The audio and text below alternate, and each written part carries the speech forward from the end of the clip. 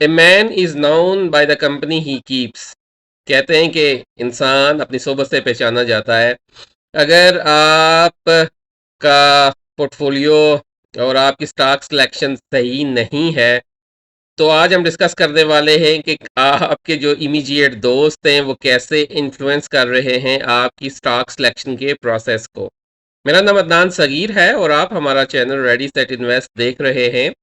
Human psychology का एक बहुत ही इम्पोर्टेंट और क्रिटिकल जो फैक्टर है वो ये है कि आप डायरेक्टली या इनडायरेक्टली इन्फ्लुएंस्ड होते हैं अपने जो दोस्त है उनके उनके जो उनकी जो प्रेजेंस है वो आपको इन्फ्लुएंस कर रही होती है। इससे मुराद मेरी क्या है, और स्पेसिफिकली आज हम इस पर्टिकुलर कॉन्टेक्स्ट को डिस्कस करेंगे कि कैसे आपके जो दोस्त हैं वो आपकी स्टॉक सिलेक्शन के प्रोसेस है उस पे इन्फ्लुएंस होते हैं।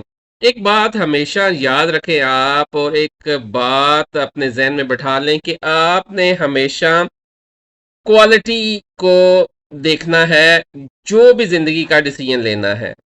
अगर आप क्वालिटी पे कंप्रोमाइज करना शुरू हो जाएंगे, चाहे वो स्टॉक है, चाहे वो सॉक्स है, और चाहे वो शर्ट है, कोई भी चीज जिसमें आप क्वालिटी पे कंप्रोमाइज करेंगे तो उसका हिसाब भी वही होगा जैसे आप एक लो क्वालिटी की शर्ट लेते हैं या एक लो क्वालिटी की सॉक्स लेते हैं या सॉक्स का पेयर लेते हैं।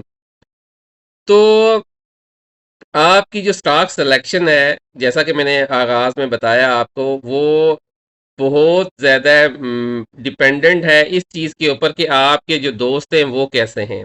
इससे मुराद मेरी क्या है? इससे मुराद मेरी बड़ी सिंपल सी है। आप दोस्तों के साथ उठते बैठते हैं तो वो आपसे रोज़ाना डिस्कस करते हैं कि यार मैंने इस शेयर में तो इतने पैसे कमा लिए हैं। लेट्स से पिछले दिनों प्रेमा का और एसएसजीसी का एक बड़ा शोरगुल था, और आजकल जैसे बनीज लिमिटेड का ना बहुत ज़्यादा चर्चा है। वंस अगेन मैं कोई स्टॉक सिलेक्शन की बात नहीं कर रहा, मैं एक साइकोलॉजिकल बिहेवियर की बात कर रहा हूँ।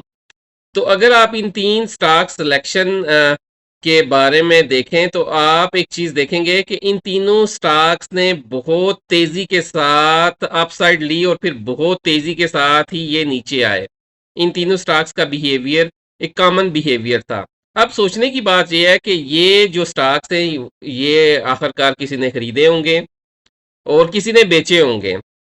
तो जो खरीदने वाला है और जो बेचने वाला है उन दोनों की साइकोलॉजी के ऊपर अगर आप नजर डालेंगे तो आपको एक चीज की समझ आएगी कि जो बेचने वाला है उसको तो पता है कि वो क्यों बेच रहा है, लेकिन खरीदने वाला जो खरीद रहा है ना शेयर, वो सिर्फ इस वजह से खरीद रहा है कि क्योंकि उसके दोस्त ने खरीदा था और कल रात चाय पे या परसों रात डिनर पे उसने ये बताया था कि यार बनीज में या प्रेमा में मैंने ना बड़ा अच्छा पैसा कमाया है, तो तुम भी ये शेयर खरीद लो, अच्छा है, पैसा अच्छा रिटर्न देगा, या एसएसजीसी ने एक अच्छा रिटर्न दिया है।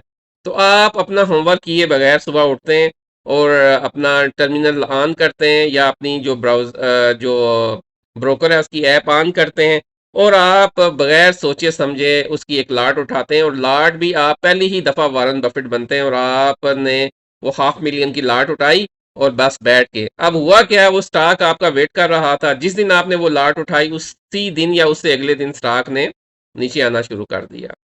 तो ऑब्वियस सी बात है, अब आप शाम को जब दोस्त से मिलेंगे आप उससे बताएंगे यार मैंने तेरे कहने पे ये स्टॉक ले लिया है और इसकी मैंने एक अच्छी खासी लाट भी उठा ली है। अब मसला ये हुआ है कि यार ये मैंने लिया है, लेट से हम एसएसजीसी की मिसाल लेते हैं, मैंने लिया है ये 44 रुपए का, तो यार ये 42 रुपए पे आ गया है।